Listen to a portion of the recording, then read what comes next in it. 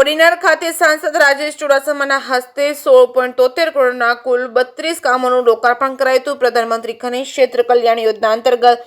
District mineral foundation તેમજ ગીર સોમનાથ દ્વારા Ramnagar passenger Shah તેમજ કોડીનાર ખાતે સાંસદ રાજેશ ચુડાસમાના હસ્તે 16.73 કરોડના કુલ 32 કામોનું સામૂહિક લોકાર્પણ કરવામાં આવ્યું હતું। આ સામૂહિક લોકાર્પણ અવસરે જિલ્લા કલેક્ટર દિગ્વિજયસિંહ જાડેજાએ જણાવ્યું હતું કે ગીર સોમનાથ જિલ્લો ખનિજ ક્ષેત્રે સમૃદ્ધ ધરાવતો જિલ્લો છે। પ્રધાનમંત્રી ખનિજ ક્ષેત્ર કલ્યાણ યોજના અંતર્ગત જિલ્લામાં ખનિજ ક્ષેત્ર ધરાવતા વિસ્તારનો સંતુલિત વિકાસ થાય તે માટે ડિસ્ટ્રિક્ટ મિનરલ ફંડ અને અંતર્ગત શિક્ષણ, આરોગ્ય,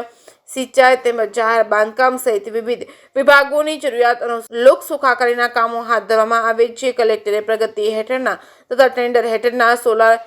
ઇન્ડોર કુકિંગ સિસ્ટમ સહિતના આગામી સમયમાં શરૂ થનાર સ્પીડ બોલ ગેમ તેમજ આંગણવાડી કેન્દ્ર બાંધકામ તેમજ કૌશલ્યવર્ધન તાલીમ સહિતના વિવિધ પ્રોજેક્ટ વિશે વિસ્તૃત માહિતી આપી લોક સુખાકારીના વધુ સારા ગુણવત્તાયુક્ત અને ઝડપી કાર્યો જિલ્લામાં કાર્યરત રહેશે તેવું જણાવ્યું હતું। જે કેસની ગુજરાતી સાથે મહેશ વાજા, સોમનાથ। પ્રધાનમંત્રી ખનિજ ક્ષેત્ર કલ્યાણ યોજના જે છે એ અંતર્ગત જે આપણે કામો મંજૂર થયા છે તો એના પૂર્ણ થયેલા કામોનું આજે લોકાર્પણ આપણે માનનીય સંસદ સભ્ય શ્રી રાજેશ ચુડાસમાના હસ્તે આપણે કરાવડાવ્યું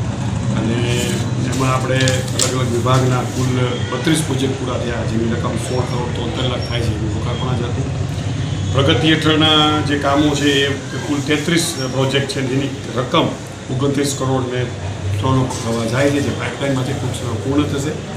અને નવીન જે પ્રોજેક્ટ ઓલરેડી અમારી ગવર્નિંગ કાઉન્સિલમાં મંજૂર થઈ ગયા છે પણ એનું એક્ઝિક્યુશન હજી બાકી છે એવા 19 પ્રોજેક્ટ છે જેની રકમ 16 કરોડ ને 79 લાખ જેટલી થવા જાય છે। સૂર્ય કુકર યોજના ઘણા ટાઈમથી આંગણવાડીના અમારા પ્રોગ્રામ્સ માગે છે કારણ કે એમાં એનો ફાયદો એવો છે કે એ કુદરતી જે સૂર્યની જે ઉર્જા છે એમાંથી ખોરાક બને છે અને માનનીય વડાપ્રધાનશ્રી જે સૌર ઉર્જાને બહુ પ્રોત્સાહિત કરે છે આપણે બધા જાણીએ છીએ। અત્યારે જે કુકરને જે ગેસ ઉપર થતું હોય તો એમાંથી એનો ખર્ચ બચે એવી એક એમની ભાવના હતી એના આધારે આપણે એક પ્રોજેક્ટ બનાવ્યો પણ એમ કેમ કોઈ ઇસ્યુના કારણે જિલ્લા પંચાયતે એમાં અસમર્થતા બતાવી કે ભાઈ અમે આ પ્રોજેક્ટ છે એ પૂરો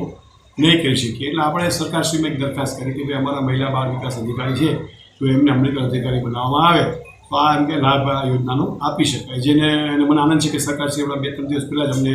એની મંજૂરી આપી છે। ટૂંક સમયમાં અમે એનું જે કાંઈ આગળની પ્રોસેસ હોય મંજૂરીની છે મંજૂર તો થઈ ગયા છે કે એના ટેન્ડરિંગ છે કે બધી છે એ કાર્યવાહી કરશું।